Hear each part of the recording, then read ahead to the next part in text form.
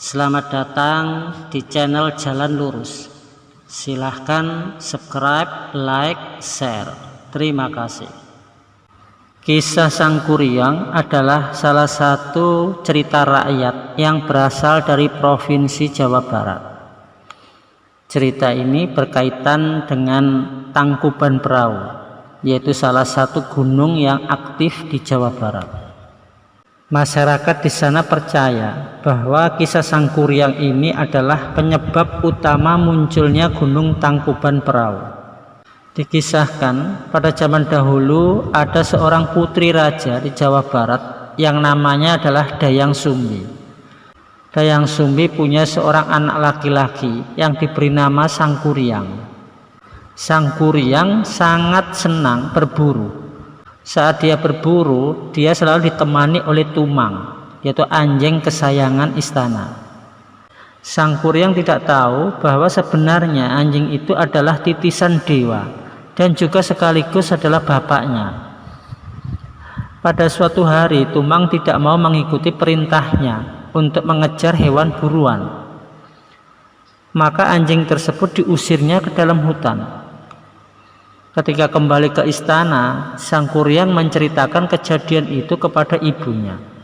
Mendengar cerita itu, Dayang Sumbi sangat marah, sehingga dia tanpa sengaja dia memukul kepala Sangkuriang dengan sendok nasi yang dipegangnya. Pukulan itu cukup keras sehingga Sangkuriang terluka. Sangkuriang pun kecewa dan pergi mengembara, meninggalkan ibunya sekaligus meninggalkan istana.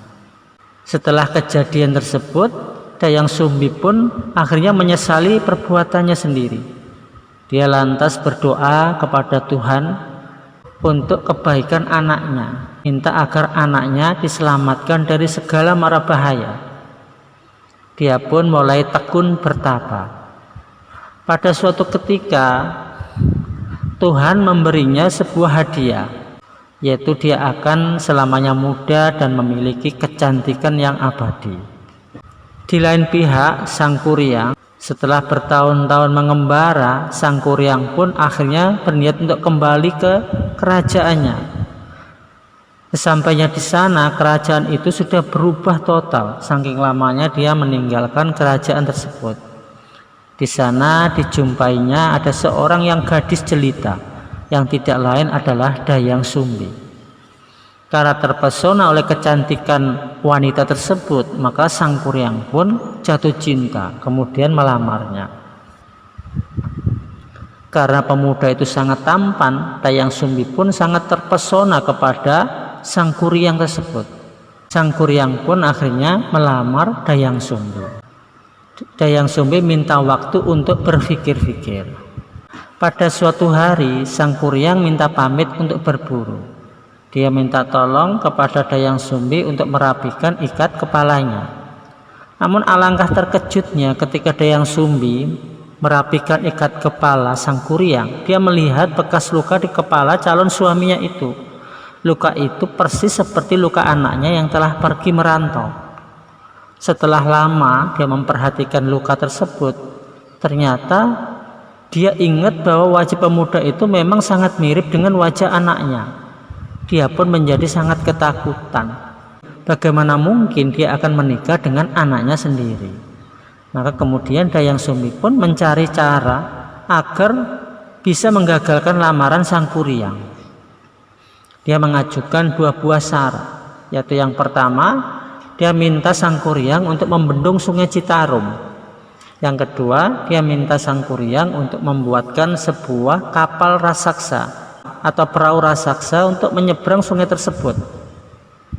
Dan kedua syarat itu harus sudah bisa dipenuhi oleh Sangkuriang sebelum fajar menyingsing. Maka Sangkuriang pun menyanggupi permintaan dari calon istrinya tersebut. Malam Sangkuriang yang sakti mandraguna pun kemudian melakukan bertapa.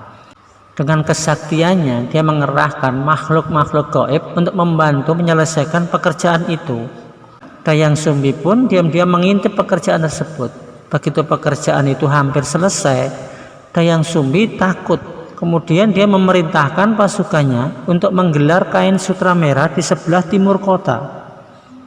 Ketika menyaksikan warna merah di timur kota, sang kuryang mengira hari sudah selesai. Dia pun menghentikan pekerjaannya. Dia sangat marah karena itu berarti dia tidak memenuhi syarat yang diminta oleh Dayang Sumbi. Setelah tahu bahwa dia itu dibohongi, itu hanya akal-akalan Dayang Sumbi, maka dia pun semakin marah. Maka dengan kekuatannya dia menjebol bendungan yang dibuatnya sendiri tadi bersama dengan para makhluk gaib. Maka ketika bendungan itu berhasil dijebolnya, terjadilah banjir besar yang melanda seluruh kota.